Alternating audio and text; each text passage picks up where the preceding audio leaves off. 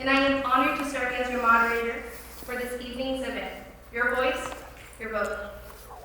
Tonight we gather as a community to hear the 4 candidates running for the position of the mayor of Anthony, Texas. This forum is a crucial opportunity for us as voters to engage with those seeking to lead our town, understand their visions, and make informed decisions as election day approaches. And let's be honest, we all want to know who's going to fix the potholes first. For those unable to attend in person, we're streaming this event live on our FunPix Instagram account and will be reposted on our Facebook page, Anthony Matters. We encourage you to share your thoughts and respectfully in the comments and engage with the discussion.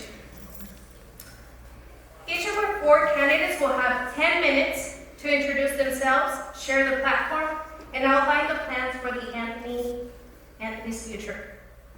Following their speeches, we will open the floor to question and answer sessions, where audience members will have the opportunity to ask candidates questions directly. If you have additional questions, please form a line, again, so everyone has a chance to participate. We ask that all questions remain respectful and relevant to the responsibilities of the mayoral office. Now, let's meet our candidates. Each of these individuals has stepped forward with a desire to lead our town, and we appreciate their dedication to public service. The order of presentation this evening was determined by the drawing held at the City Hall for the ballot placement. No, we didn't draw straws or paper, rock, scissors, though that might have been fun. The order will be as follows. Mr. Rick Villarreal, current Mayor Anthony Turner, former Mayor Martin Lerma, and former Mayor Ben Ryan. Without further ado, let's begin with our first candidate, Mr. Rick Villarreal.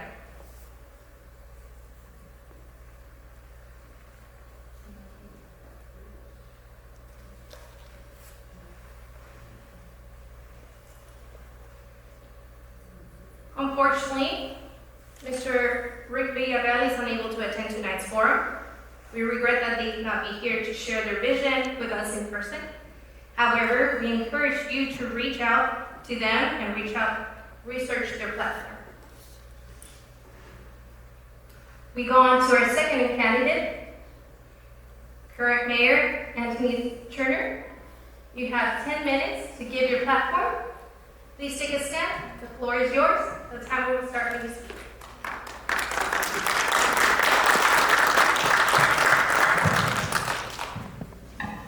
Thank you. Again, I'd like to thank Anthony High School for allowing us to use their auditorium. It was excellent. To Renee and everybody else who made this possible.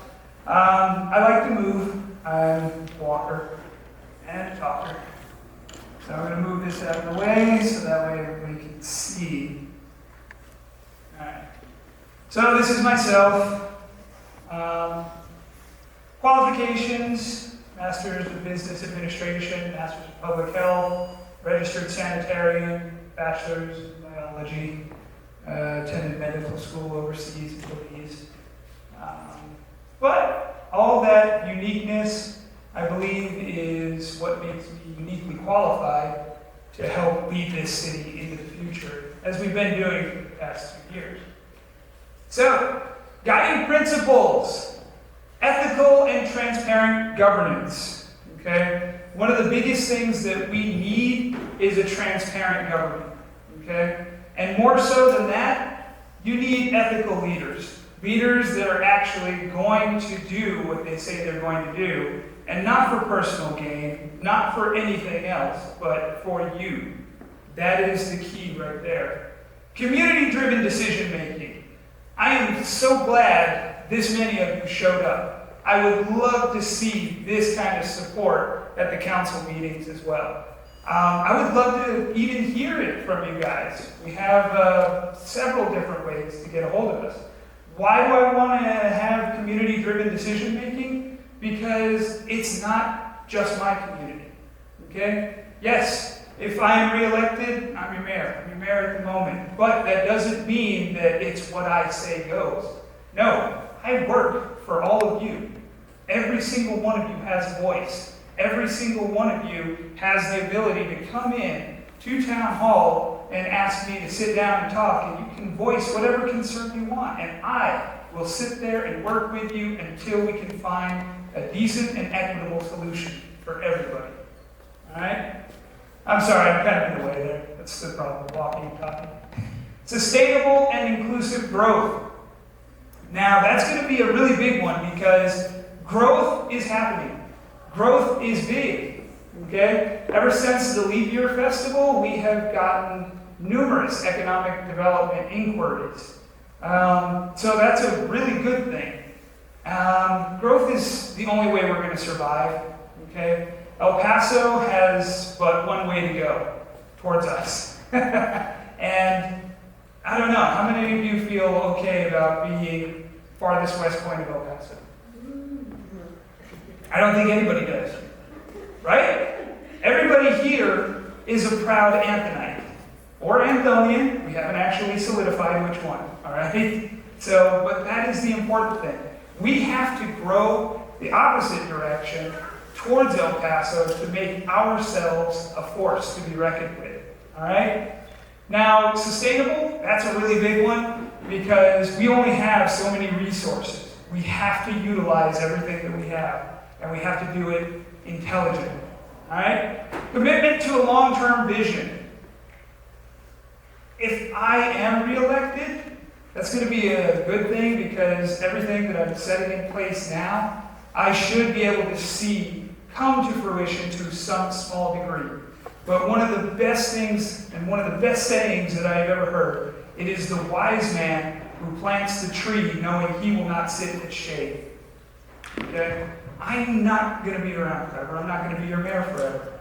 All right? I'm pretty sure every single one of you voted on the charter committee, on the charter that was there. So you know that we mayors have a 2-term max. That's a good thing because after that, new ideas need to come in, new leaders. All right?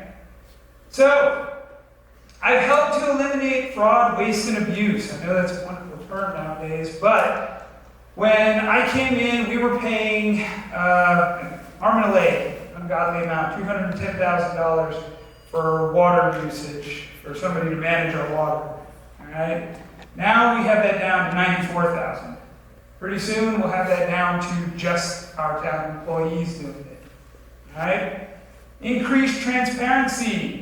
So our live streams are there. We have the GoGov app. We have more, activity happening on the official town Facebook site. So you can officially get the information there. All right? So, improved responsiveness and accountability. Everybody in the office is accountable for what they do. Negotiated several business-friendly economic projects. Unfortunately, I can't tell you all of them. I would love to be able to, but developers are rather secretive. They want to make sure that they're the ones that can come in and they can reap the benefits of the population and the business before competition comes in. But I can tell you at the bare minimum right now, we have 10 economic development deals. Not just in talks, but we're writing contracts. Okay? So our town is going to grow, but it's not going to grow by just an explosion overnight. Little by little, small, sustainable growth. All right? Revitalize local commerce through events and vendor opportunities. We had the small business presentation. That was a nice small business symposium. We have the artisans and farmers market. Okay? All of this is revenue to the town that you guys don't have to pay for through any property tax or anything of that nature. We're not raising anything. We are raising more money, but this is through vendors who are able to get their name out there, who are able to start their product, who are able to build a brand and sell their goods. Okay? So I believe that's a wonderful thing, and it gives the community something to do. Hopefully, if you haven't been out to one of the Twilight Markets, you do come to one of the Twilight Markets. They're very, very good. Rebranded Anthony as a destination for investment and growth.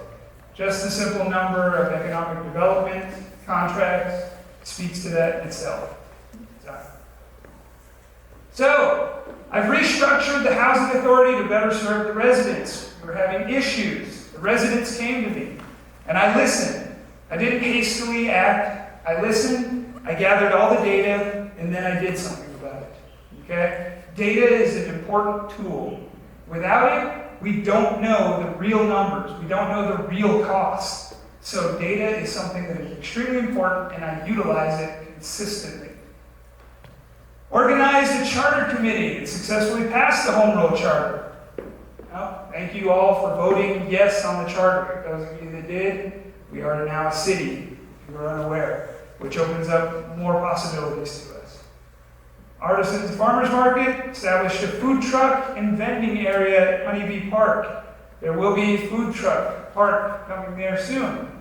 Developed the Animal Services Program with the Anthony PD. And then I can go on and on, but right now I kind of want to get into what's next.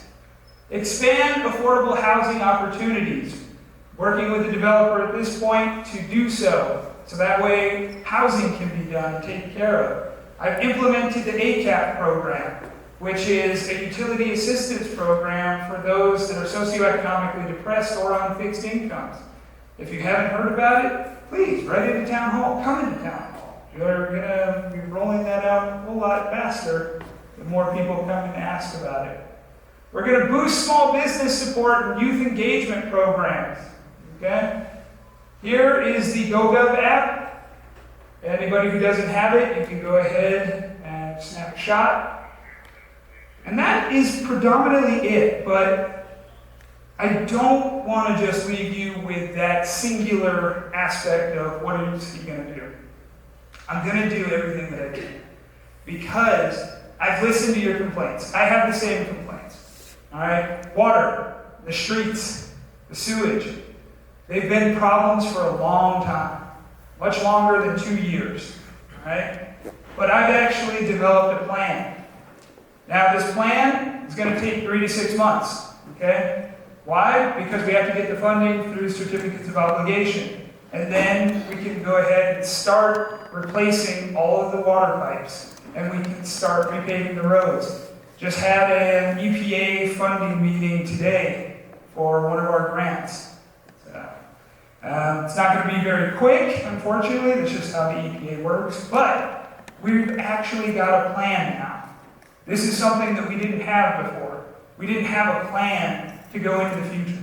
We didn't have a plan to make these things happen. Now we do have a plan.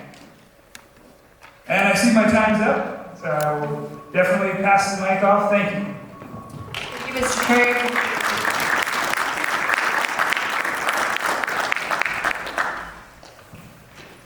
All right, thank you. That was our second candidate, Anthony Turner, former mayor. We're going on to move on to our third candidate, former Martin Ledma. Would you please come and stand?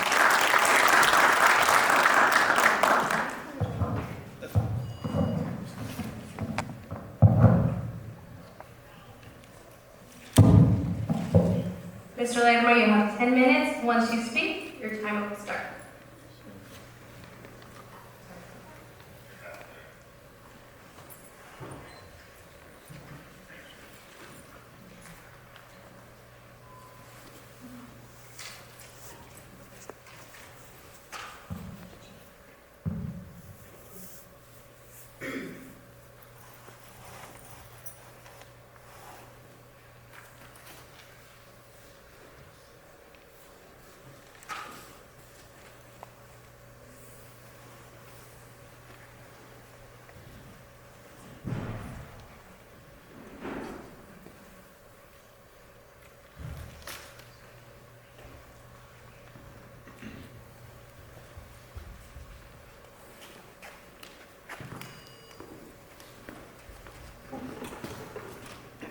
Good evening. My name is Martin Ledma, and I'm a proud native of Anthony, Texas. I graduated from Anthony High School in 1995, and I am now 48 years old. And I am happily married to my wife, Lluvia, for 25 years, and we have proud parents of 4 wonderful children. Since 1995, I have dedicated much of my life for serving and supporting our community. My journey began shortly after high school when I started coaching youth sports, a passion that has continued for past 30 years. Over the years, I have had the honor of coaching hundreds of youth athletes from our community. In 1997, I expanded my community service by joining the volunteer fire department. And in 2000, I had the privilege of joining the El Paso Fire Department, where I have proudly served for 25 years. In addition to my career in public service, I have also contributed to our community throughout various leadership roles, including serving on the Anthony School Board and as mayor of the town. These experiences have shaped my vision for Anthony's future, and I'm excited to share it with you. I'm running for mayor because I have deep-rooted commitments to this town, and I am eager to help unlock its full potential. My goal is to foster the development and growth of Anthony, making a more attractive place for families to settle and for businesses to strive. I am determined to clean up our neighborhoods, enhance their appeal, and supporting the growth of our local businesses. I believe that I am qualified to lead this town with over 40 years of leadership experience in the fire department, coupled with previous tenure as mayor. I understand what it takes to effectively govern and drive progress. Throughout my career, I have sought out training and education which has equipped me with the knowledge and skills necessary for this position. Additionally, I have strong relationships with key governmental entities that will invalue in guiding Anthony towards a prosperous future. If elected, I have 3 major areas of improvement for our town. Number 1, infrastructure and road maintenance. Anthony faces challenges with aging roads, drainage issues, and outdated utilities, with frequent and unexpected water main breaks and the lack of blueprints to identify the shutoff valves. These issues cause prolonged water outages, affecting residents' daily lives. I will prioritize mapping the existing water system, upgrading shutoff points, and securing state and federal grants, not loans, with minimizing matching requirements to fund infrastructure improvements. Additionally, forming partnerships with nearby municipalities and utility experts can help share resources and create a long-term strategy for improving roads, water, and waterway systems. I will work closely with TCEQ, Far West Texas Water Group, Rio Grande Council of Governments, and El Paso Water Utilities. Number 2, economic development and job opportunities. Being surrounded by El Paso limits Anthony to ability to grow, making it harder to attract businesses and generate local job opportunities. If the town does not expand soon, it risks becoming permanently landlocked for restricted development.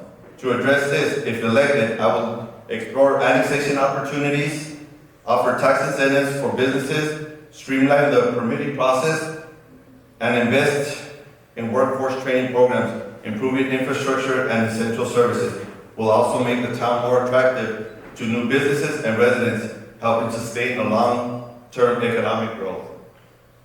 Number 3, public safety and community engagement. While Anthony has a volunteer fire department, limited resources and funding can impact effectiveness. Emergency response time for medical and law enforcement service remains a concern, as does overall community involvement in public safety. I will seek grants for equipment and training, strengthen partnerships with nearby fire and EMS services, and establish mutual aid agreements to provide additional coverage during major emergencies. Increasing neighborhood watch programs, start up a police explorer program again, organize more community events, and foster opening communications between residents and leadership can help create a safer and more connected town. If elected as mayor, I can promise I will work hard and listen to you so together we can be a stronger community. Thank you.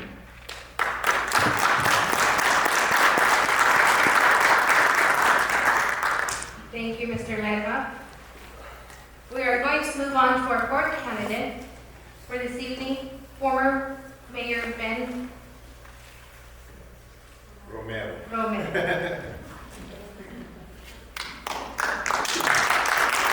Romero, you have 10 minutes. Once you speak, the time will start. The platform is yours.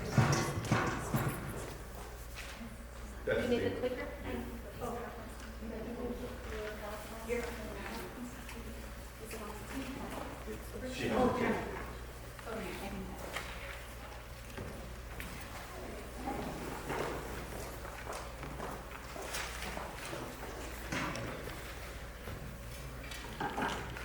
Go.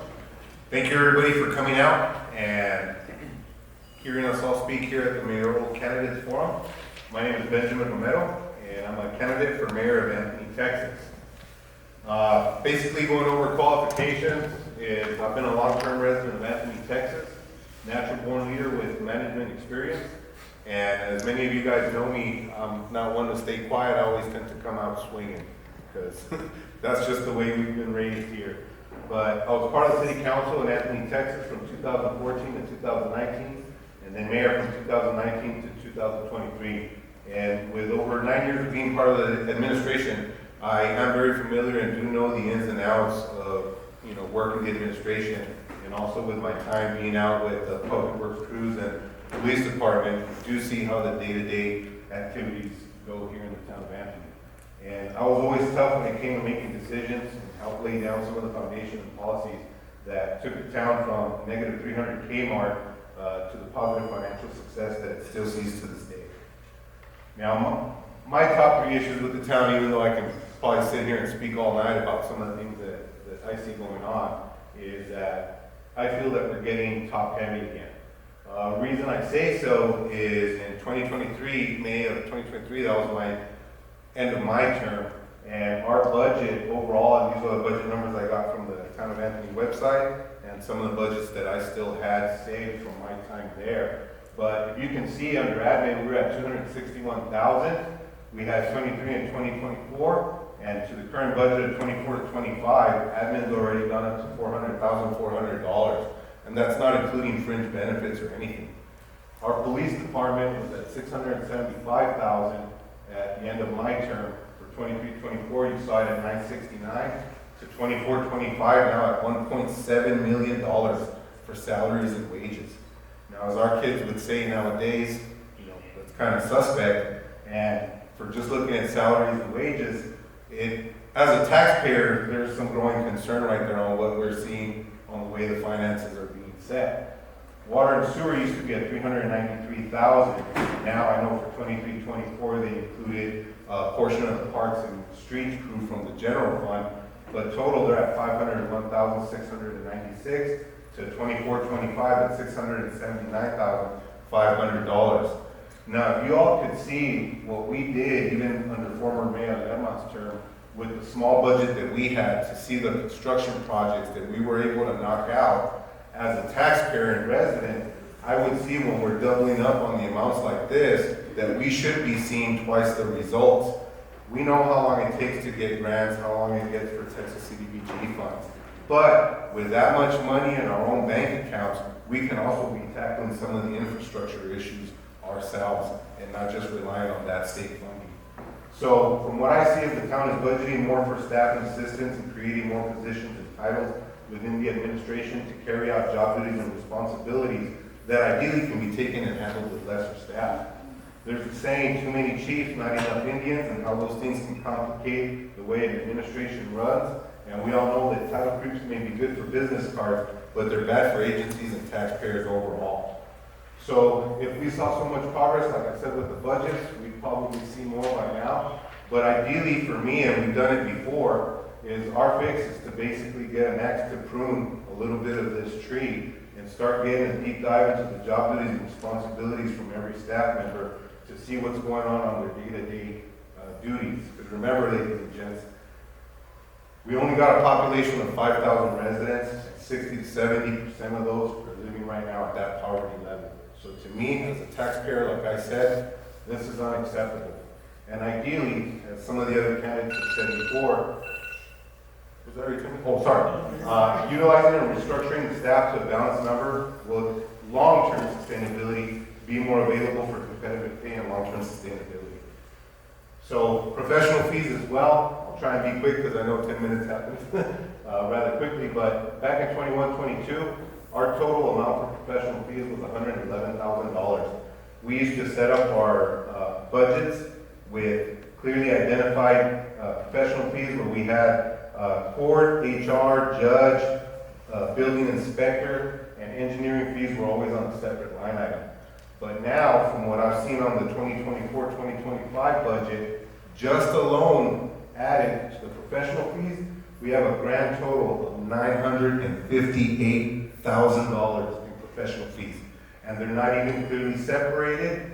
We don't know who's paying for what, what's getting paid, but it's all under one single line item for professional fees, and the engineering has been included in that. Now, I would look to see if, as the years progress, getting the engineering going up to about $200,000-300,000 or so, but seeing so much in just professional fees when salaries and wages have gone up and staff, it's really making me start to question whether or not we're moving the town forward or creating a bureaucracy that's going to make doing the day-to-day duties harder and getting the actual projects started without having to be taking care of all this. Or, like I said, we look at the park projects and things like that, $400,000 to $500,000 of that because they've already knocked out a few of those projects and got them completed by now.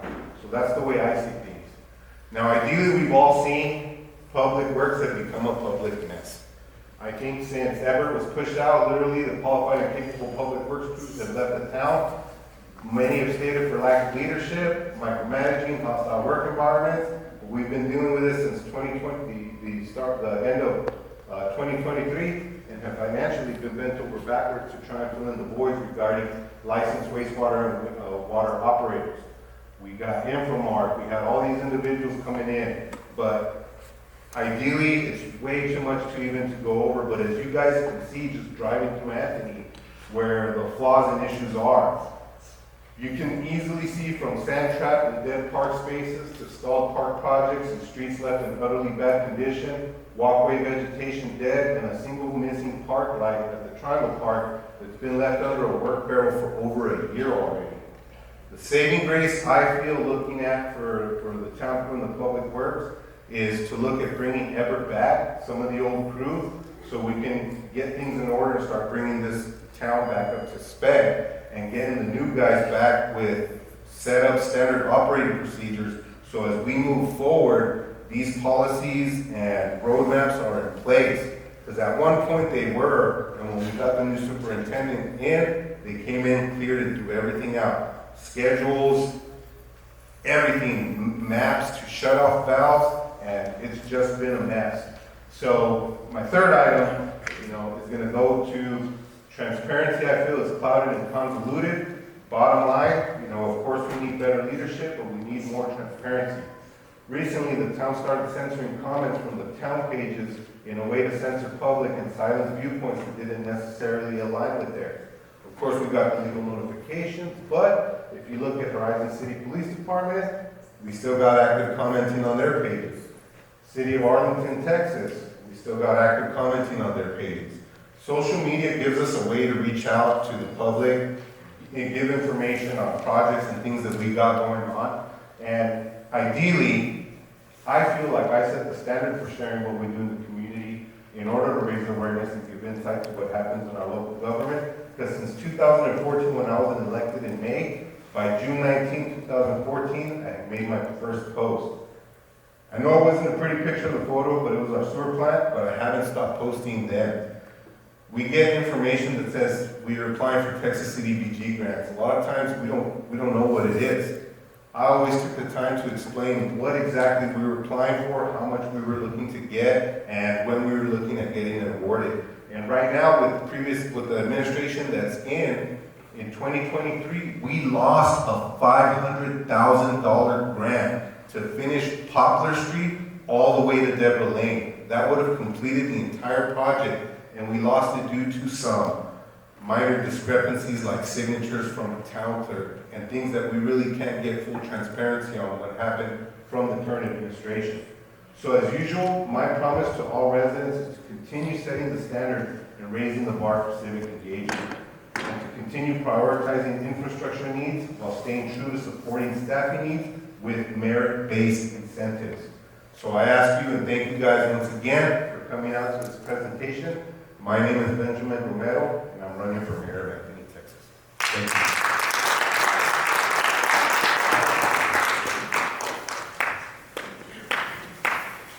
Thank you, Mr. Romero.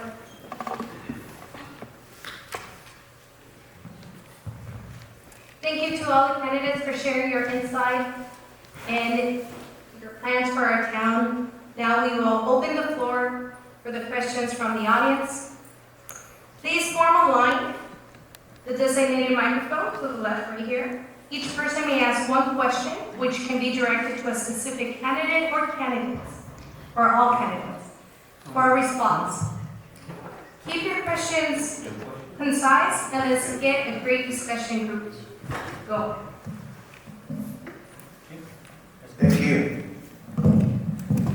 I have a question for all three of the candidates. My name is Franklin Torres. I've been living here in Anthony for about 15 years. And from my point of view,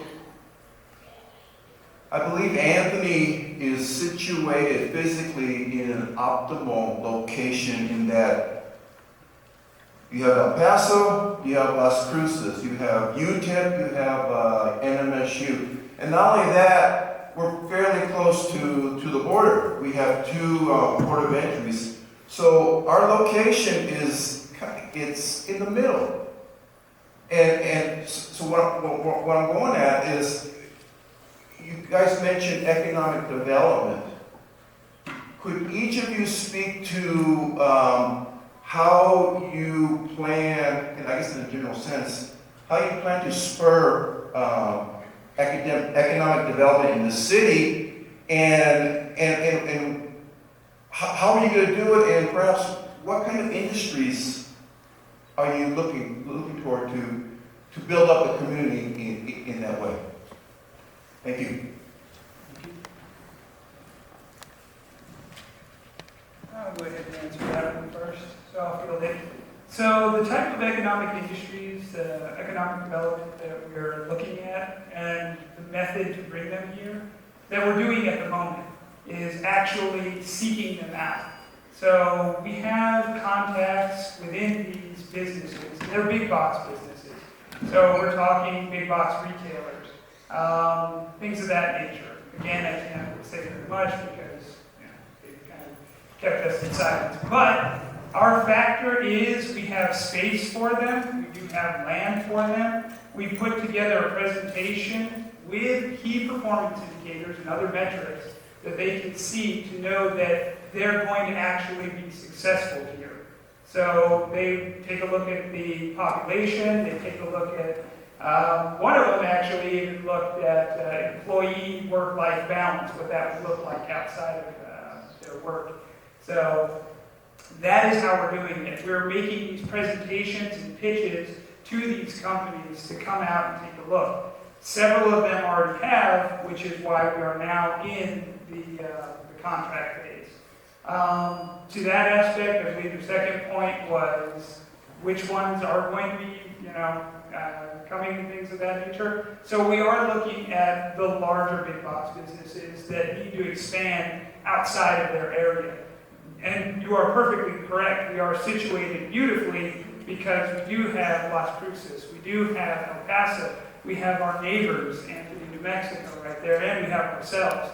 So that's a wonderful area, which we have actually developed into our presentations, so that way they understand you're not just getting a singular, you are getting a municipal unit. Thank you, Mr. Chairman.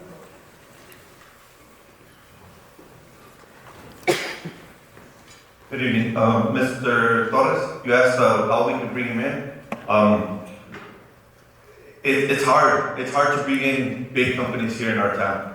Because like you said, we are between two major cities. So a lot of companies do come and look at our town, and El Paso offers them better incentives. So through our incentives, I want to try to get better incentives to bring companies in and target big manufacturing companies because we do have the land to bring them in. So that's what I would do.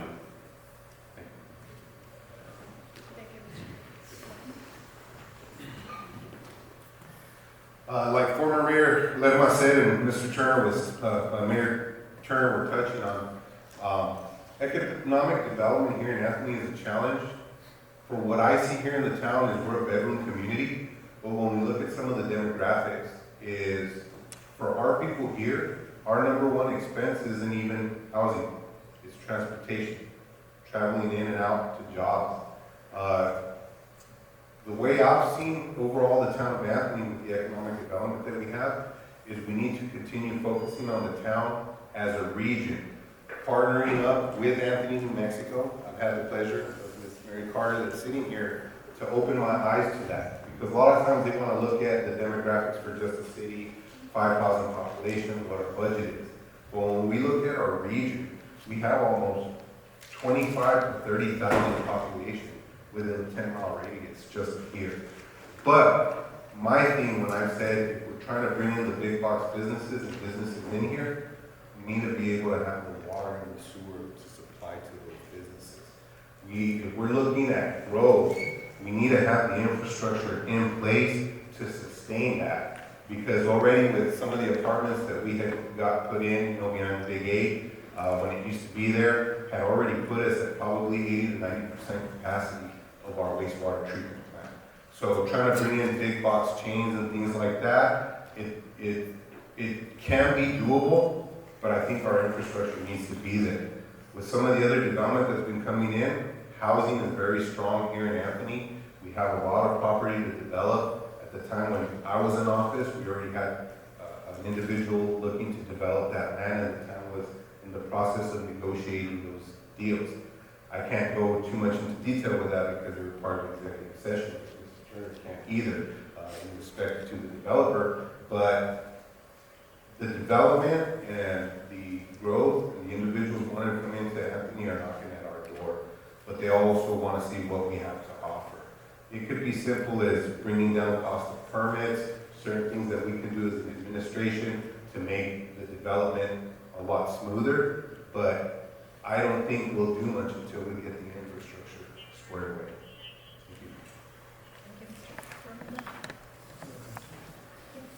Hello.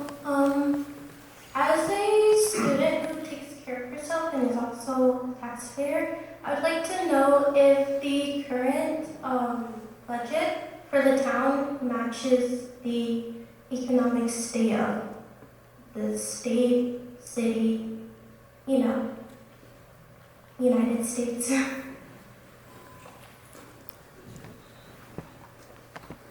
That is an excellent question, and good for you for going to school. Stay on that. Yes, it actually does. As stated before by my opponent, budget looks inflated. I can definitely tell you that it's not inflated, but it's just the cost of doing things correctly. Before, the town hadn't done things correctly. The infrastructure is there. We have a very good wastewater individual. So the levels that we thought we were at capacity of 80 and 90%, no, we're actually only at 60%. We just needed the right individuals to do the right thing. To that effect, yes, it does cost money to actually get things going and moving. Our infrastructure is in place. These big box companies are here. I'm already in discussions with them. Like I said, we're right there at the precipice of just signing. One of the big things is we never had impact fees. So all taxpayers had to pay anytime a new business came in. There was no impact fees. They weren't paying their fair share for what it was. They were only paying the permit fees. And we weren't going to get by on permit fees. So the budget matches exactly where we're at, which is why we were able to. It's not just my job to present a balanced budget, it's council's job to take a look at it and say, yes, this budget matches, okay? So it was not just a singular, all right? Thank you.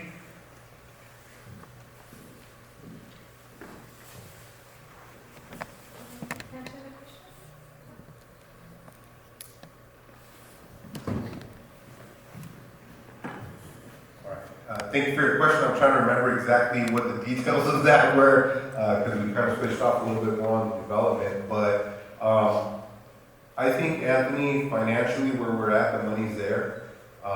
Compared to what's going on in El Paso and surrounding cities, I think ultimately it just comes down to how we budget and what our priorities are for the development of the community. But regarding, you know, being taxpayers is what we're seeing paying in El Paso. I mean, Central Appraisal District sets all the property taxes for the county and the city, Anthony, Texas. Regarding fees for water, El Paso Electric does the El Paso electricity. Anthony Water, you know, that's really much the only one that we can have an impact on where we set our fees. But I think compared to El Paso, we're fair and doing pretty well. I'll agree on that.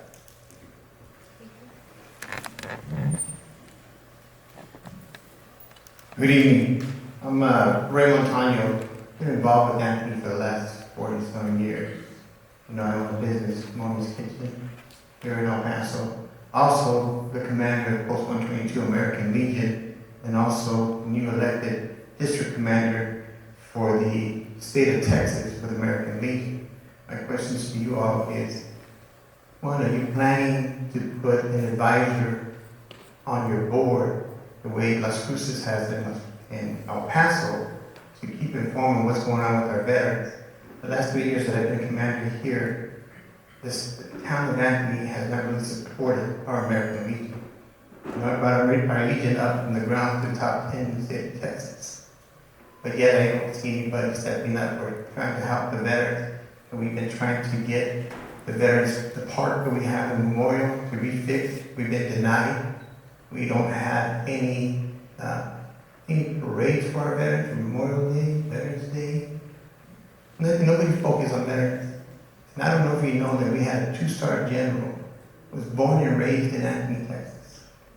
And a memorial not for a 2-star general during our Vietnam War, that's pretty sad. You know.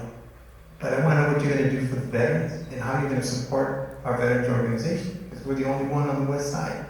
All the other 7 other American Legions are in El Paso, East, North, East, Central. We're the only one from here all the way to Southern Park.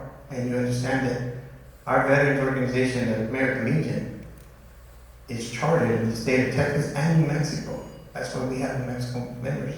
But we are chartered that way. You know. But I just want to know what you guys plan to do and what you're going to do to support the veterans. Thank you.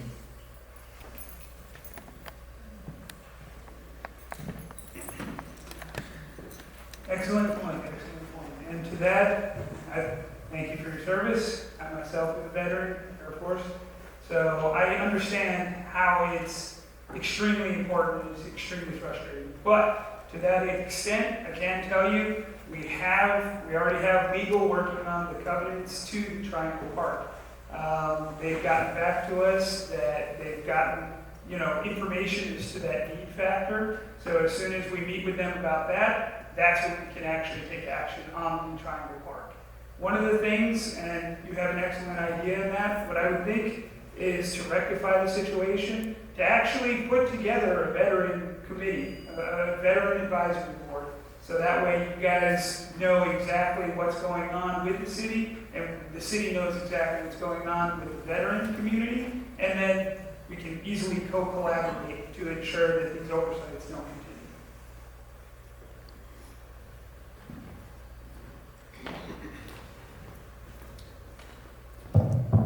First of all, thank you for your service, Ray. Also, congratulations on your promotion. If I get into office, I will work closely with you to try to develop a committee. Okay, my dad was a veteran too, so I really hold him in my heart. Okay, so I will set up a committee and I will work closely with you to get something going. Okay.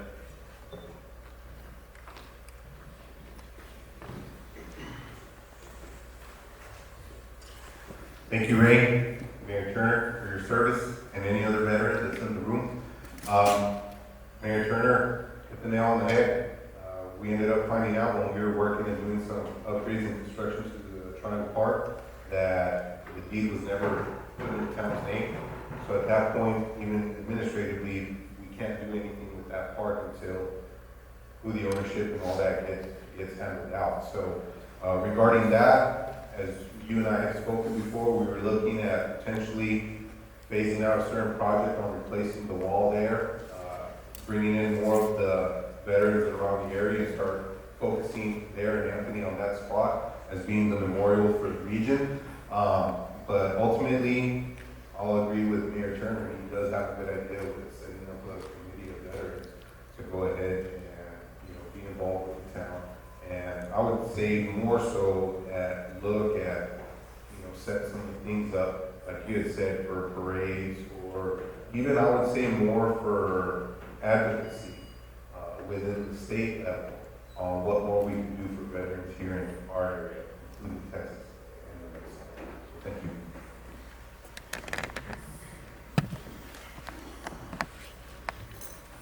Okay, good evening. My name is Elsa, and I'm the president for the American Legion Auxiliary.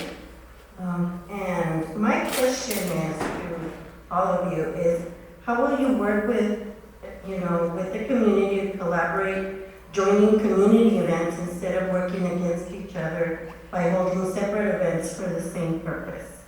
We've tried to collaborate. We host Easter egg hunts and Christmas stuff, but then Thanksgiving baskets, and it seems like everybody's doing their own thing. So I was hoping that as a small city that this is, that maybe somebody can get together, and not just the veterans organization, any organization, and can actually collaborate. Mother's Day is coming up. Is there going to be something for Mother's Day? Who's going to host something, and can we all collaborate? I know we want to get our name out there, and we want to get the shining light, but this is a collaborative effort. We've got to remember why we're doing it. We're not doing it for us. We're doing it for the community. So that's my question. What are you going to do? Excellent question. Thank you for asking that. I can definitely tell you that for the town, it's not a shining light aspect. So I much prefer to give credit where credit is due. I do recall that we did do the turkey drive the very first year in collaboration, and that went really well. I'm not sure why it didn't happen again in 2024. But I would like to definitely see it happen again in 2025. Same thing with the Christmas basket giveaway and things of that nature. And again, my office is always open, so if you have a collaborative idea, I would definitely love to hear about it. As a matter of fact, Mr. Ray needed to talk to you at some point about possibly using Legion. But these are the things that are important to know. And these are the things that we're not going to know unless you guys voice it to us. So please, come in, voice it. Doesn't matter which one of us gets elected, all right? Come in and voice it, so that way we understand and we know. Because there's a lot that goes on in the day-to-day. Thank you.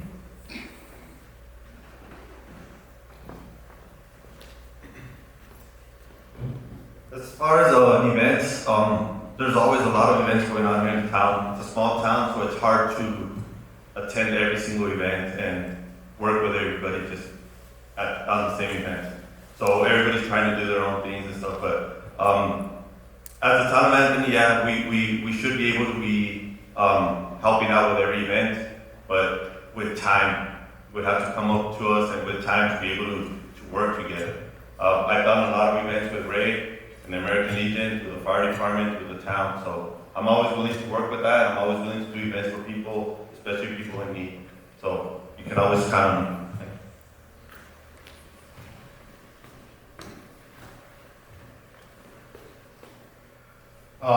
Basically, I will, give credit where credit is due.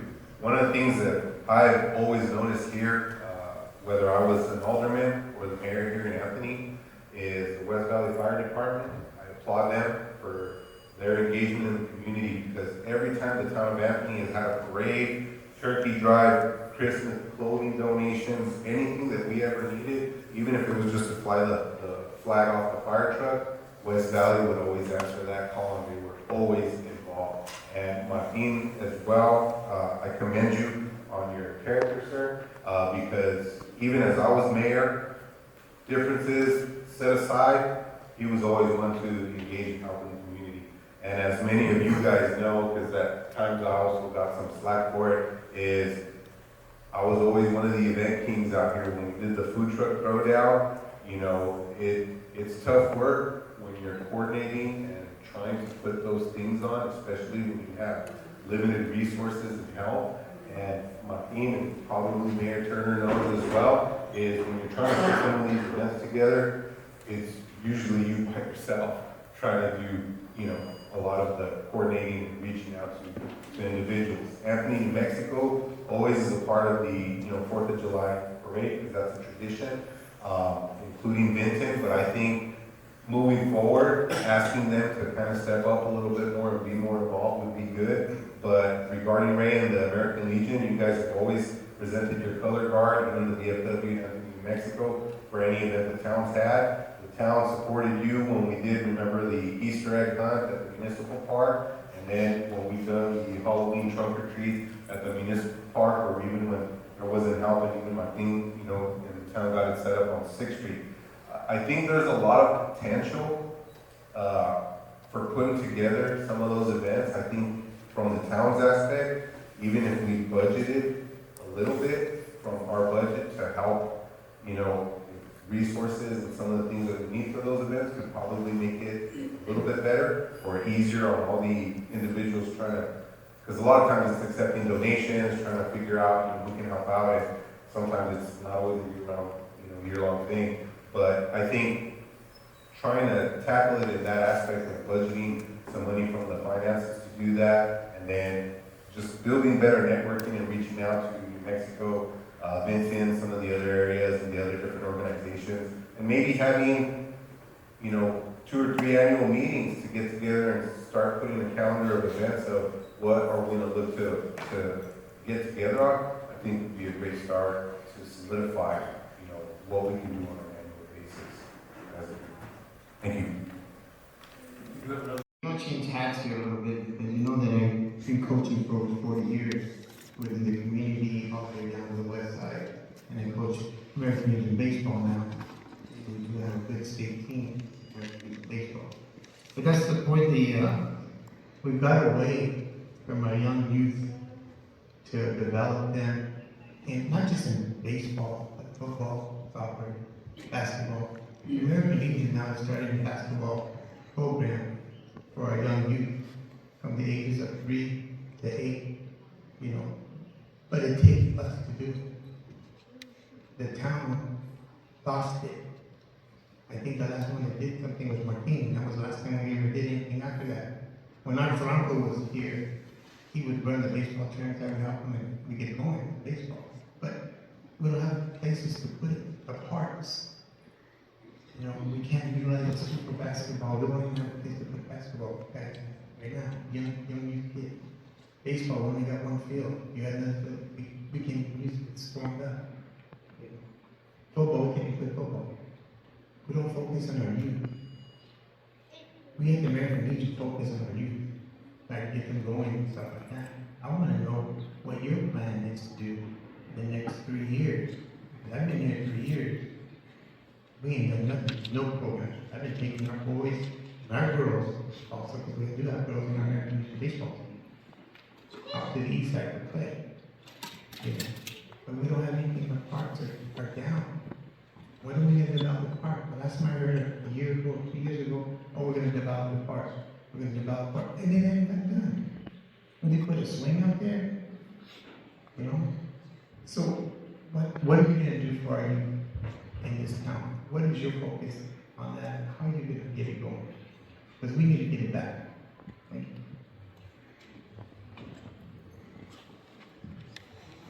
you. Perfect question, right? The youth are an extremely important aspect here. Last summer, I developed an entire program. I just was unable to actually implement it in the amount of time I had because we didn't have the personnel, unfortunately. That was going to bring in individuals, youth, and they were going to be able to take classes for educational purposes and everything of that nature. Anything from jewelry making to whatever the skills are that were accessible to them. Actually, one of our greatest resources, the community, and those that work for us as well. As to the parks, yes, we have a plan to develop the parks.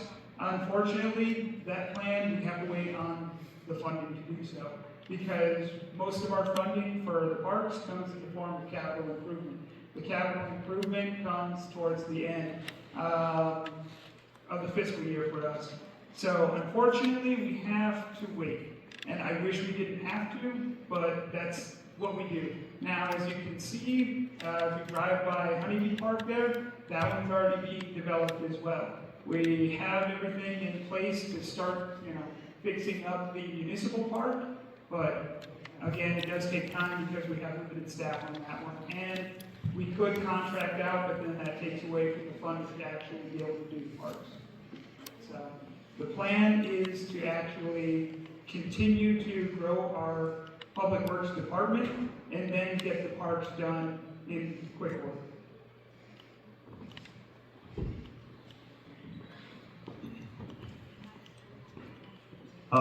Like Ray mentioned earlier, when I was mayor before, we had baseball leagues, we had football leagues.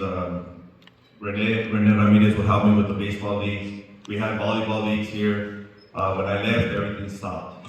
So I will, if I do get elected, come back and start all those programs again for the kids. Like I said before, I've been coaching for over 30 years. I started helping Ray last year with American Legion Baseball. So we do have a strong community of kids that want to play sports here, but they have nowhere to play. So I will work again. I redid the baseball field, Villa Chihuahuas, made it real nice, and then I don't know what happened throughout these last couple of years. So I will work with different organizations to help us build our parks up again. I have gotten donations for the park across here for basketball courts. The funding was in the budget. I don't know what happened to it. And now I don't know what's going on with it now. So I will focus on the kids again. We will start the leagues again. We will start all the youth programs again like we used to, working with the school also. Thank you.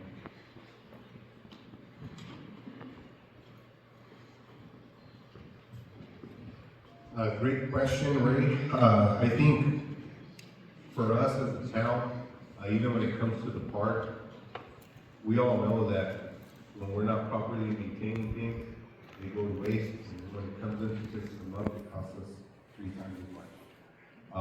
We never really had an issue with the maintenance of the parks. They were always kept, they were green. We had our basketball courts, everything was going on. Until we kind of started having the issues with the public works, and we started seeing more of the problems with the field present themselves, especially during the baseball season last year.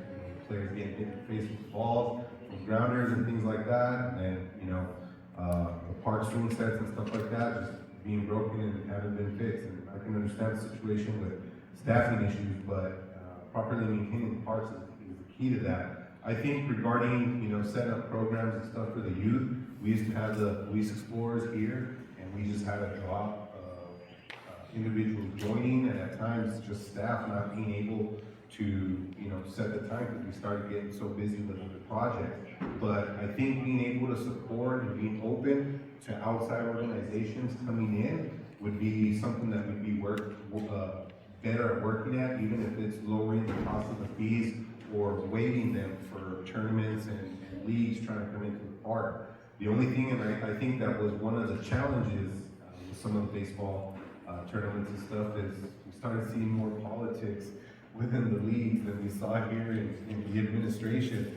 And people pay a lot of money to play my 4 stepsons, our 4 boys, play leagues, city leagues, school leagues, and I mean, we're always shelling out hundreds of dollars for uniforms, for park fees and things like that. And after a while, you kind of start seeing the politics with some of the coaches, some of the organizations hosting the leagues. And I think if we can get like a truly, aside from the cost for uniforms, if we can get a truly nonprofit league to come into Anthony and want to establish some tournaments and an overall league for the summer, I think that'd be an easier way for us to say, yes, waive the fees and things like that. Because ultimately, you know, we are responsible for the maintenance of the field, so it does cost the town money. But I think if we can work in sharing some of the responsibility with maintaining the field like we do with the school district, I think, you know, different types of agreements can be made with those said organizations. But I mean, is the town open to it? I think every person sitting in this chair is open to that. I mean, we do gotta focus on our youth, especially with, you know, what happened in Gamon Park not too long ago. I think, you know, being able to keep them here in our community and have things for them to do is gonna be key. And like I say, you know, keep them busy, keep them in athletics and sports, and you keep them away from getting into trouble and doing all that other stuff that they shouldn't be doing. So definitely, I think all of us here within, regardless of what happens and who's mayor, I think we're gonna be open to focusing on that. If you want to be able to spearhead and bring the organizations in to help coordinate that with us, I think the town would be, you know, open doors, open arms, and open ears to hear and see what we can do for them. Thank you. Yes, good evening. My name is Irene Riomes, and I live in Anthony Heights. I have been fighting ever since I moved in because we only have one way in and out of that area. A few years after I moved in, we had a police incident up there, blocked us completely from being able to get into the neighborhood.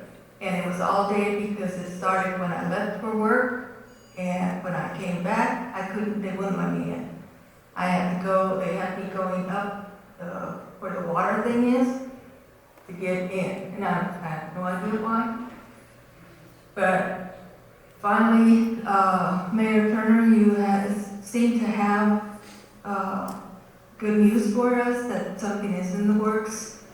I just, you know, asked the other two of you if you were elected instead of him, would you continue that? Because we do need another way out of there.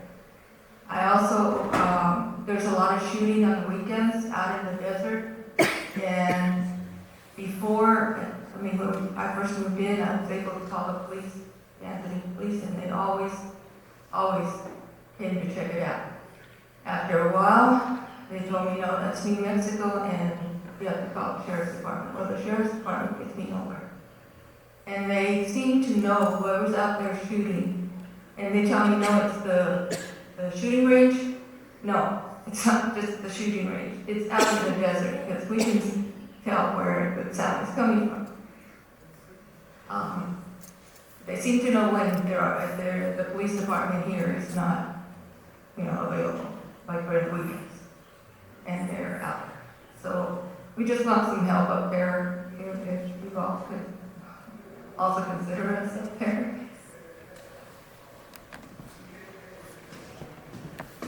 If I may, thank you, that's excellent. To both those points, I will say that regardless of who gets elected, I'm pretty sure the access point, the extra access point is going to be one of those keys. Hopefully, we will be signing that deal, so that way we have that extra access point coming regardless. So it won't matter one way or the other, because we're all going to make sure that is done. As for the shooting, glad that you did bring that up. We just recently got a grant and installed the Flock System program, which is a gunshot detection throughout the entire city. So if there is a gunshot, we will be able to triangulate it and figure out where it's coming from. So if you're hearing gunshots in the desert and you call Anthony PD, we'll be able to zero in right on where that gunshot is coming from and get somebody out there.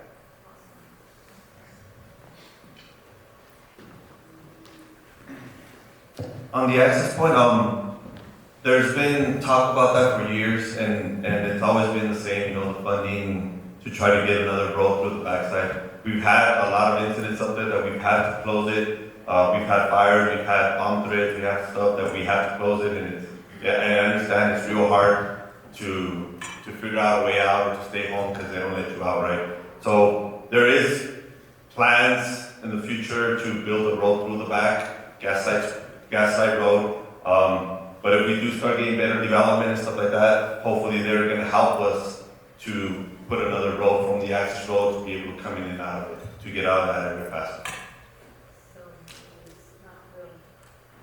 Well, like Mayor Turner says, he has a little bit more insight on something coming in or helping out right now, so he's the only one that pretty much knows what's going on to this point right now.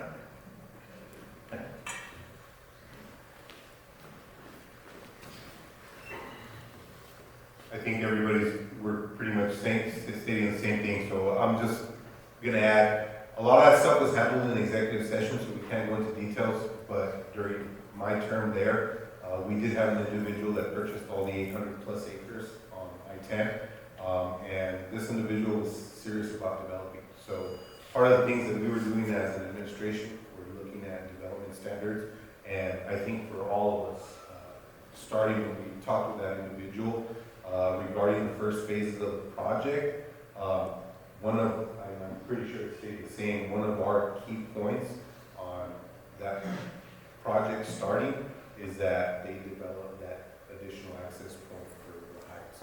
That way we can get the roads in, so we can get them out as the rest of the property develops. But that is something that I was aware of when we were looking, and that was one of my main focuses, like I had told you before. So I'm sure Mayor Turner has been following up on that. But regarding that development, we really can't go any further into detail regarding that. But that access road, I think, was one of the top things in the plan that we have for that. Thank you. My name is Alicia Stevens. I am the Mayor Pro Tem now for the town of Anthony. And my question is to Mr. Romero. When we came in, we did not have the audits for 2021, 2022, and we couldn't work on our audits because the other ones had not been done. So we barely got 2021 done, 21, 22 done, and now we will be able to work on 23, 24. So we're still a little behind. My question to you is, all the paperwork was not there, and it took our finance clerk a long time to get this going, and we couldn't apply for grants or get anything for roads or anything because they require audits. So my question to you is, why did it happen? And if you become mayor, how will you keep that from happening again?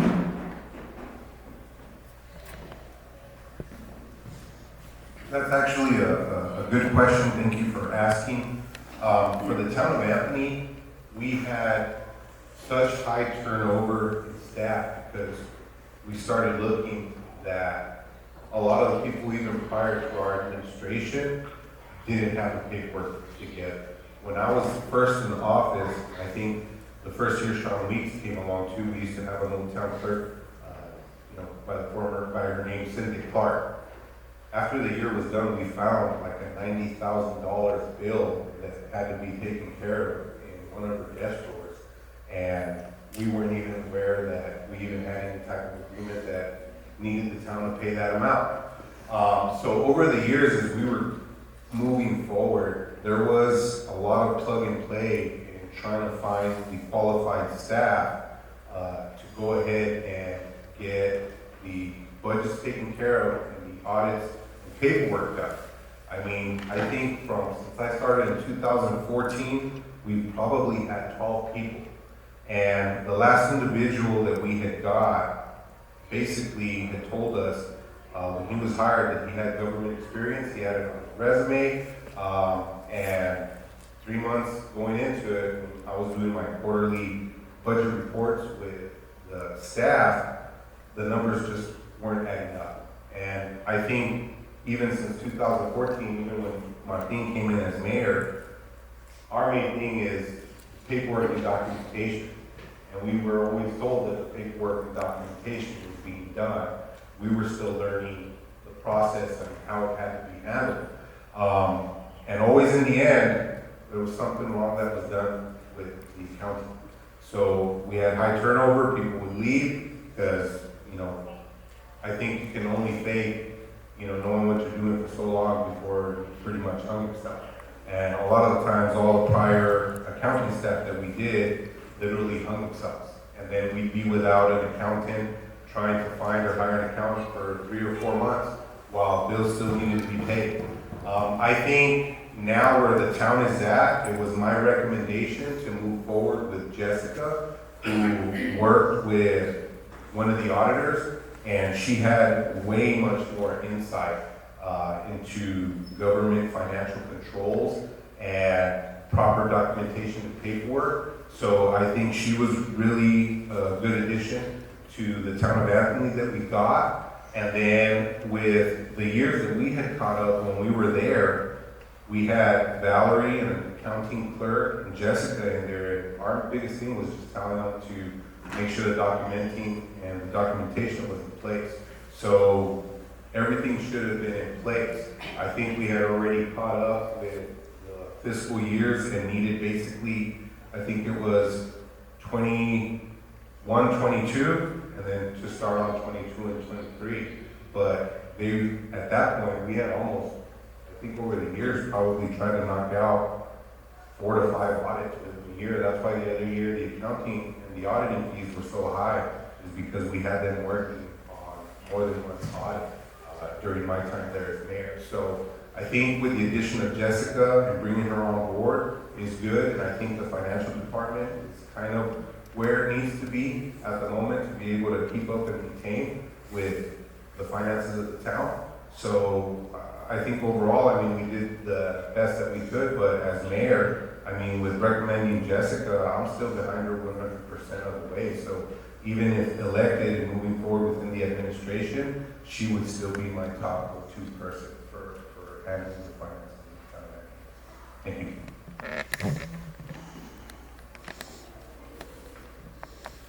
Hello, my name is Lourdes Garcia, and Ms. Stevenson is stepping down, so I'm officially on the post, council member seat number 1. I did have a question for all 3 of you. When it comes to the hiring committee, I have a double business major. I try to give back to the community, graduated from here, left to college. Me and my husband came back to try to give back. I did apply when the position was available. I got an email that read, I'm overqualified. And I feel like sometimes if we have a hiring committee, we can all kind of, maybe have a little bit more input on the reasoning behind it. Sometimes we try and give back as a community and we kind of just get staggered. If we have some accountability and kind of a uniform place to where we can all kind of collaborate, it kind of makes it easier to understand. I don't know if you guys have something in place like that or what the regulations are, who does the hiring when it comes to positions for the town. And if we could make it a lot more transparent when it comes to qualifications. I feel like sometimes, yes, we are qualified, we leave back, we come back, and when you get an email like you are overqualified because of the pay or, whatever it is, it kind of makes it seem like we're kind of not even given a chance to give back. So I don't know what you guys have in place for that. Excellent question. At the moment, we have an HR service. We have Connor HR. They are the ones that do our hiring. They post everything on Indeed for us. Sometimes LinkedIn, all the job boards. From there, they'll go ahead and still filter them to us, and then we take a look at everything that there is. I'm not sure which position did you apply for? It was the accounting position, but it was about 5 years back. Maybe 2 or 3 years after I worked as a tax professional here in Anthony. I did a lot of local taxes before I went into insurance. So I have a lot of that community bonding. So I kind of also wanted to kind of provide a little more insight and maybe serve as an asset for a community. So I really didn't know the process. I really didn't get feedback or constructive criticism. It was just like, you're kind of too overqualified. And I said, well, then how can we build? It's kind of... Right, and I get that too. Having, multiple degrees, it makes it tricky, especially when you don't get that feedback. But if this was, some years back, then definitely I'm not fully aware of it. But since my time in, I know we've had continuity charter. I believe it's been that way for a good long while though. But what I am sure is that all of the applicant emails and everything come to the department heads first. So that way the department heads are the ones that actually see and say, okay, let's call this person, this person, this person, and this person. And that's usually the best way for us that we've found to do it because we have a small community. So at that point, it then erases any type of appearance of favoritism or anything of that nature, or nepotism, which is very important to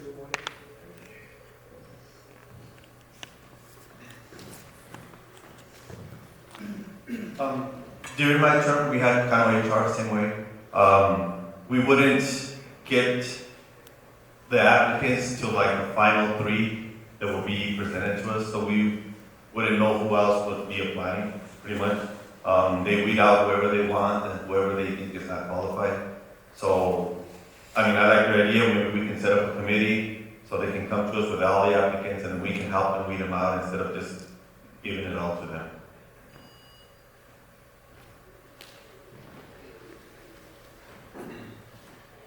I just came up here to talk. Just kidding. But no, actually, Mayor Turner, I think they hit the nail on the head.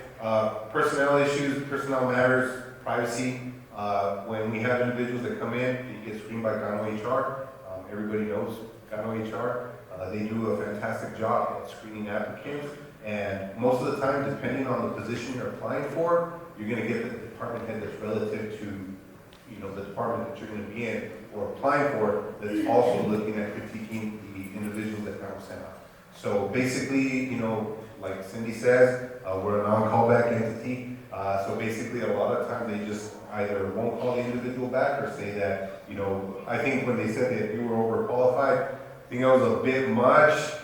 Usually they don't give feedback or insight like that. We just basically go based on recommendations. Ultimately, it's the city council that finally, accepts the recommendation from the department head of county HR to ultimately hire. So it makes the process fair, and like Mayor Turner said, we get away from any nepotism and favoritism and things like that. Thank you. My next question is to Mr. Lemma. In 2016, we had a $3.6 million bond. I know that you mentioned on your flyer that Franklin Street was fixed and Wildcat while you were a mayor, but those are TxDOT companies, maintenance responsibilities, right? So do you know what happened to that $3.6 million bond that when you were mayor? I put it on my flyer. No, not that one, Okay. but it was a warning. Excuse me. 3.6 million? Yes, I saw that it was a $3.6 million bond that was, I guess, during Mr. Franco's term, and then he left. And then you came in, so it had to be administered during that time. Do you recall? Not at 3.6 million. We got a 300,000 for part of Poplar, and then part of 4th Street was awarded right before I got there too, 4th Street. Okay. But not 3.6 million, it was like 300,000. I'll get the paperwork and then maybe I can Yes. personally ask Okay. you. Thank you. Yes, ma'am. So then, that'll be all for that question. Mayor Turner, we have a lot of complaints about the water, the pipes breaking. We haven't been able to get the grants because we haven't passed audits. One of the grants we got, signatures were missing. They said it was Mr. Romero's fault. Whoever's fault it was, we didn't get the money. So why are we having so many problems? I know that Poplar was fixed, but that was it, and all the streets cost so much money. What are we doing to get those pipes replaced? That's an excellent question. Unfortunately, we do have old pipes. That's the way it is. If any of you have watched our meetings, a lot of those pipes were installed in 1956. Okay, those pipes are older than I am, and I'm pretty old. So it's a given factor, guys, that cast iron pipes are going to break. The one that happened just a week or so ago, that was a concrete asbestos line. and I almost had a heart attack because our guys had to cut through that concrete asbestos line, which causes dust, asbestos dust.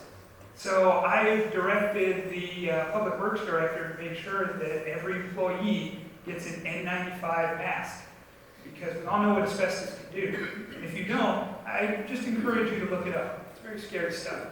To that effect, though, we are working with the Texas Water Development Board. We had a meeting with them today, as a matter of fact. As stated, I had another meeting with the EPA Grant Development Board, along with our engineers, Park Hill, Smith & Cooper. They are an excellent engineering firm, but we are able to utilize the audits that we have for the 22 and the projected 23, 24 to actually get those certificates of obligation.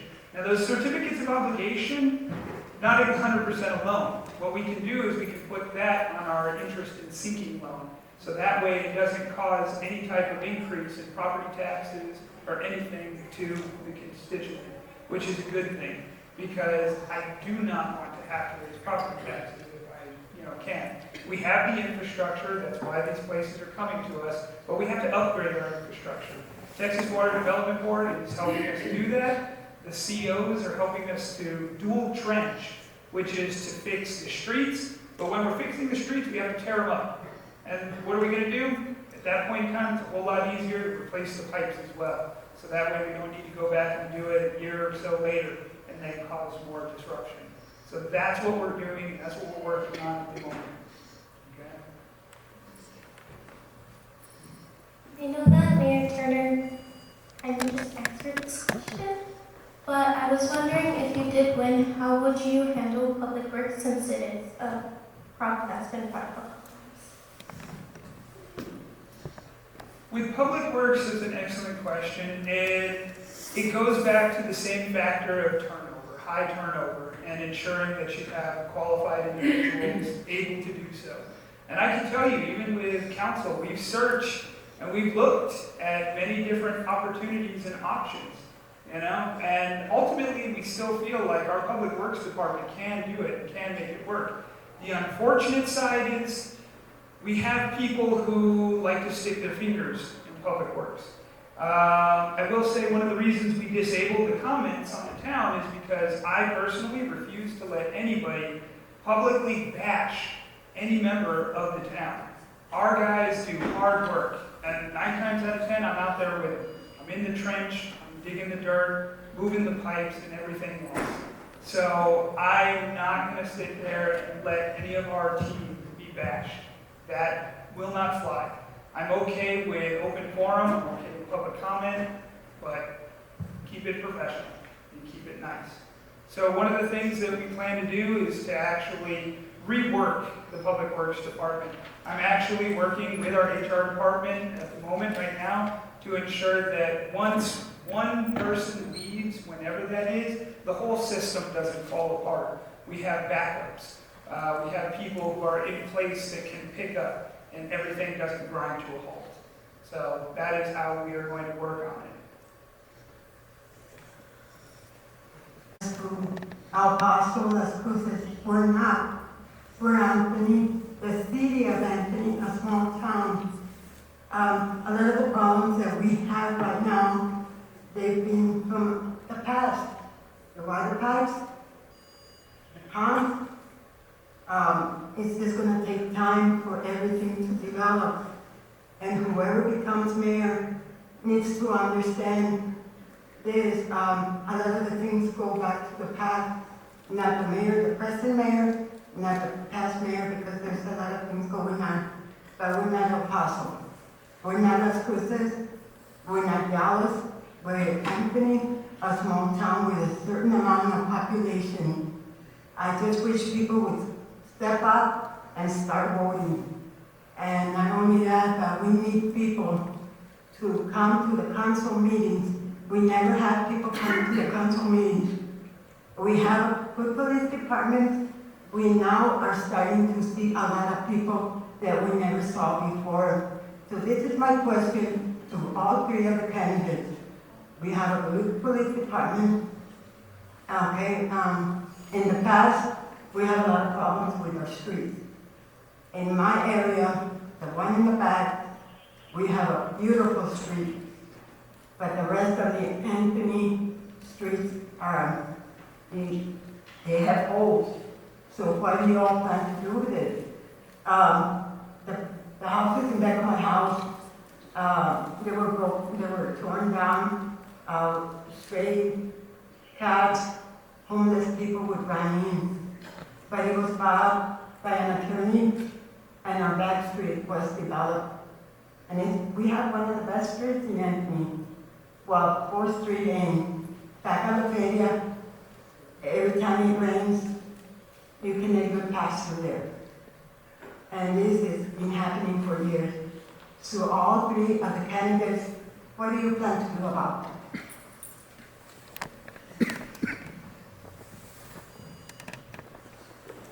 Perfect point.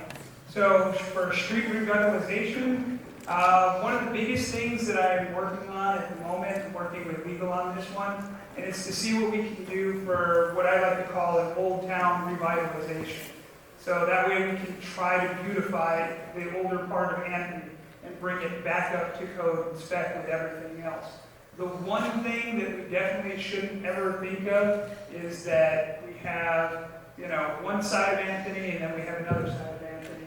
It's just still all Anthony, whether it's divided by a freeway or not. So my personal thinking and what I'm attempting to do is to find a way for us to, using municipal funds, beautify this older part of Anthony to bring it up so that way we can all be proud of it.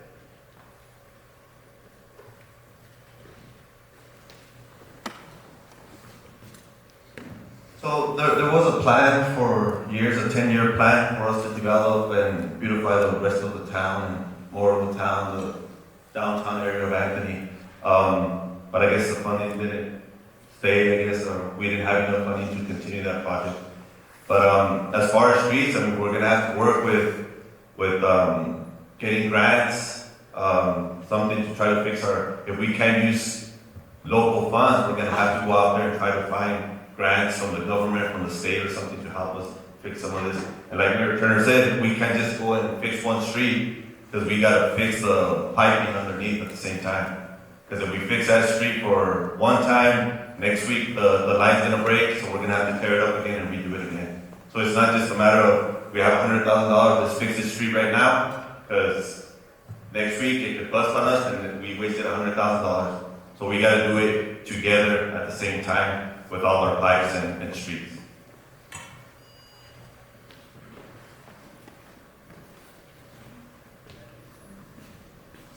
I think regarding streets, looking at the water, since I started in 2014, I was an alderman and I was appointed or set as the streets department. I was the liaison for streets. So I started really looking at the deterioration of our roads, what streets needed to be fixed, what priorities and color coding we had for the streets based on the level of deterioration.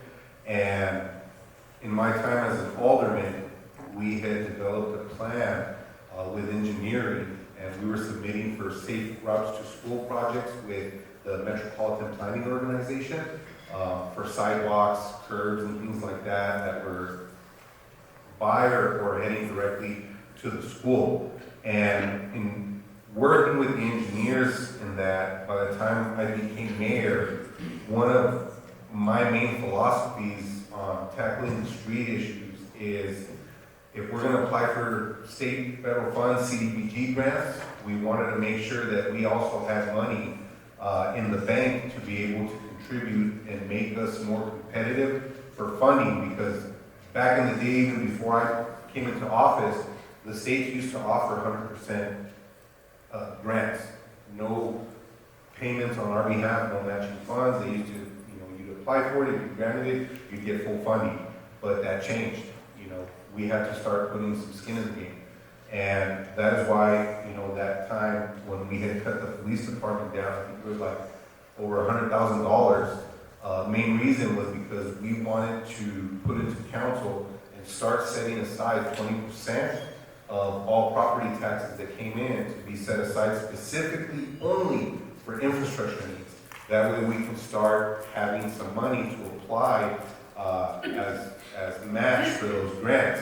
And since we started doing that, the town of Anthony started moving forward with actually getting awarded certain grants. And at times, even when it came to Poplar Street, when we started doing the intersections, once that money, we started seeing the money coming in and we were setting aside for capital improvements and we had cut down on salaries and wages and staff, we noticed that aside from the grants and applications that we were submitting and getting awarded, we also had the capability of in-house looking at tackling some of those street issues. So we started doing intersections for like 20 and 30K, and then as time started progressing, we started doing bigger sections of roadway because when it came to applying for the grant and they wanted matching funds of 230,000 and we had 340 to throw in and make sure that we got it awarded, we'd always up the ante a little bit and we basically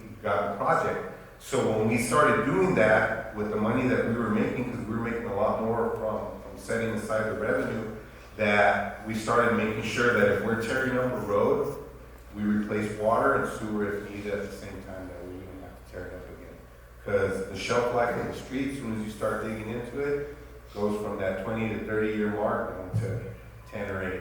So that was always the philosophy I had with roadways. But moving on, like Lupe was stating on 4th Street, that was something that wasn't even planned or put together. We just saw a nuisance with the alley that was back there, and we had the pavers already working on the CDBG contract for Poplar Street, and because we had the additional funds, I came to council and said, hey guys, the paver's giving us this great deal on paving this roadway, let's get it done. We have the funds available, they approved it, and we knocked it out. And when we're looking at overall funding, that's the way I see. That's why when I see wages, professional fees, and things like that higher, in all reality, one good engineer putting plans together and doing the studies and getting the designs in place, we can utilize applying for Texas CDBG funds or grants. If we get it one year and we don't get it the next year, as long as we're still following our plan, even if we're knocking out a little piece of that puzzle, that's still progress to me moving forward and knocking out and tackling the overall issue of streets.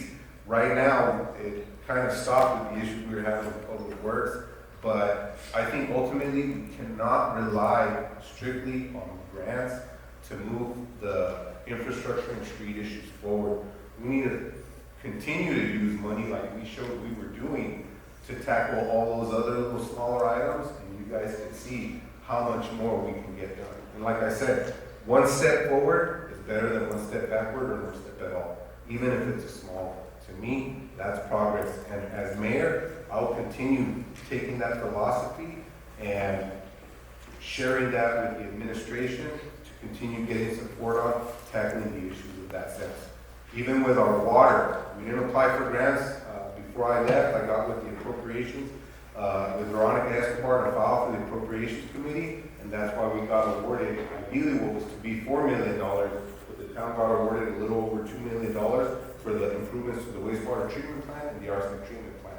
But aside from that prior year, on my last year, we ended up doing a complete overhaul of Omar Station and a lot of the piping going into the wastewater treatment plant for $229,000 less than what the engineers were projecting it to cost. Because we worked with our own money to get contractors that were already on site to do the job as additional work. So things like that can be taken and knocked out. I mean, the town of Anthony is so big, but I mean, it's not the city of El Paso. We're not going to have endless issues. We're not going to have things like that. I think that the faster we can tackle the infrastructure stuff, the sewers, look for additional land, and ideally, you know, with how the mayors had mentioned being landlocked with the Paso water utilities, that was my main focus when I originally was putting the charter committee together to become a city, was mainly for annexation purposes, because when we have land directly adjacent to our city and El Paso City owns it for water, we have more right to fight for that land and take those water rights for our residents. But thank you guys very much. Sorry. Appreciate you. Do we have one more question, or would you like to go ahead? Well, I wanted to help you guys out a little bit because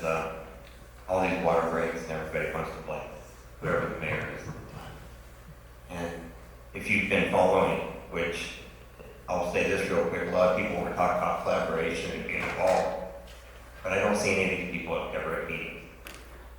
We only see people in meetings the last 2 months before an election. So every 2 years for about a month, month and a half.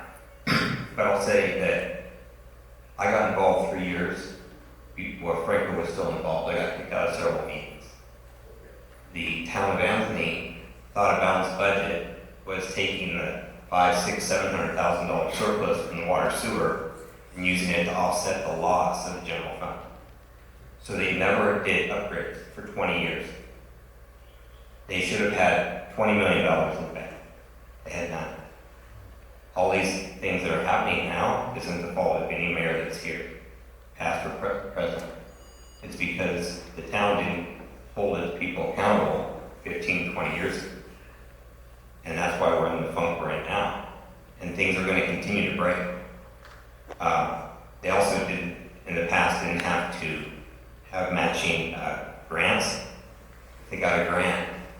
They didn't have to match anything. They just got 100%.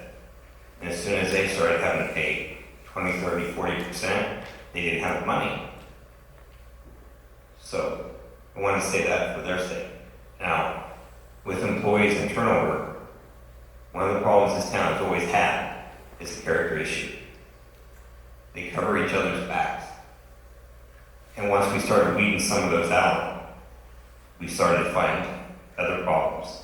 For instance, one person that we thought was vital was actually allowed to stay after stealing money from the town. Was actually put in a higher position. We didn't find this out because it happened before our time. But previous council knew about it and was too scared to lose that employee. Those are the issues we've been dealing with. So I just wanted to ask you guys, I don't think the answer is to bring back corrupt people. I think it's to make sure that we have high character, high integrity people. And what are you guys going to do to make sure that that happens moving forward? Thanks.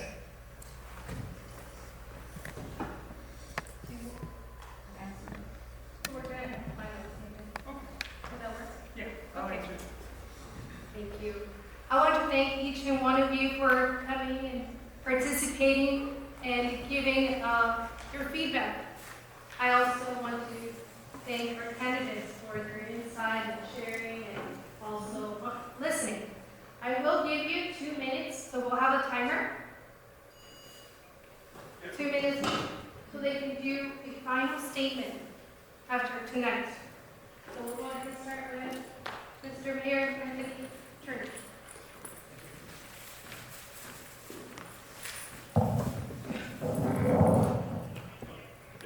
Alright, so I'm going to take real quick to answer the question that was posed. Character. The character of the people that work at the town are oftentimes reflective of leadership. So if you have leaders that are high integrity, by all means, that generally is going to be reflected in the actions of the employees. But it's up to the mayor to hold those employees accountable, every single one of them. Nobody getting special treatment whatsoever. And it is up to council to hold the mayor accountable. And it is up to the people to also hold the mayor accountable. Because remember, this position works for all of you. We're going to continue to work very hard for you. And on that note, it's actually important because this next year, 25-26, there are no community-funded projects from the government anymore. So we can't rely on grants. We can't rely on anything from the state or the government. We're stuck making do with what we can come up with, which is why we already have plans in place right now. Foresight is extremely important. You need to be able to budget just the same, all right? And that's what we're doing at the moment. So please vote for me. Thank you, thank you all for coming. Anthony rocks. All the good stuff.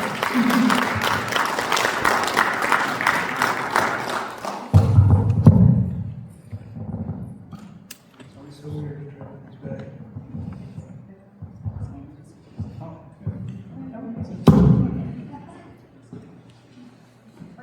final statement from former mayor.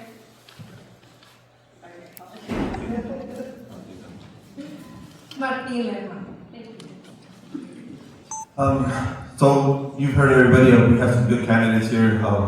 Just come out and vote for whoever you think is the best. If you vote for me, I'll be out there working hard for you every day. We'll be out there starting out programs like we say, talking to businesses, bringing all these people back into Anthony. We do have a great community here, so if you elect me as your mayor, I will work hard for you, and my door will always be open for anybody that wants to come in and talk to me and give me your feedback and give me your, the support. So thank you, vote for me. Thank you. Oh, you're a blessing too. Thank you. Thank you, Mr. Lerma. Now, final statement from former Mayor Gamon. Just want to thank everybody for coming out to this forum. I wish we'd see a lot more people, right? But you know, this is Anthony. No matter what, ultimately, word gets around, and all I ask is for residents and people that support, you know, what we're doing in the town, regardless of the individual that's here, is basically look at the work that's been done, see what's been handled, what's been taken care of, regardless of where the budgets are at. You guys be the judge by judging the work that's been done and what you've seen in the community. Ultimately, that should be where we would like for you guys to move forward with your support. I would like for your support this May, voting for electing me as your mayor, because I'll continue to do what I was doing, focusing and prioritizing infrastructure needs for the town and doing everything I can for civic engagement to keep people informed of what's going on, what projects we have in place, and challenges that we face as a community. And as I have before, and even after I left office, I'll always have an open door policy for everybody, and you can contact me anytime if you need. We'll all be available after this meeting, and if you guys want to get my number, things like that, you're more than welcome to contact me. Thank you very much. Running for office isn't easy, so we're going to go ahead and give them all a round of applause.